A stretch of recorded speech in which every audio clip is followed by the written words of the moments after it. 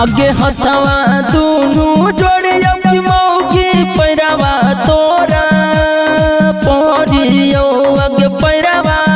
तोरा पड़ियो आगे याजो हरा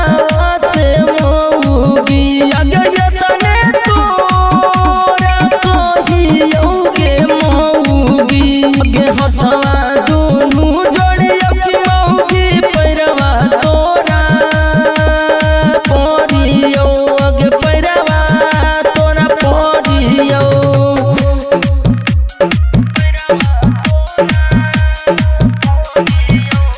डीजे कंचन राज मुजफ्फरपुर। हेगे मौगी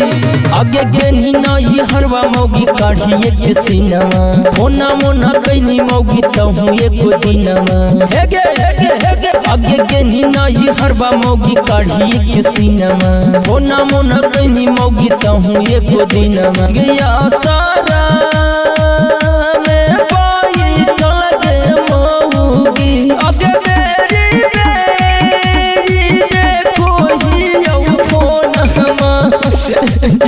आगे हथवा दोनों जोड़ी मौगी पैरावा तोरा पड़ियो आगे पैरावा तोरा पड़ियो।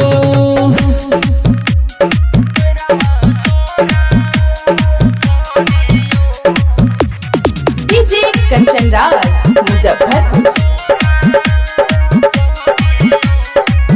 हेगे रतिया में नींद नहीं दिनवा में चैन गे एको दिन नहीं कटो मौगी तोरा या बाबीन गे हेगे हेगे हेगे आगे रतिया में नींद नहीं दिनवा में चैन गे एको दिन नहीं कटो मौगी तोरा या बाबीन आगे प्रेमा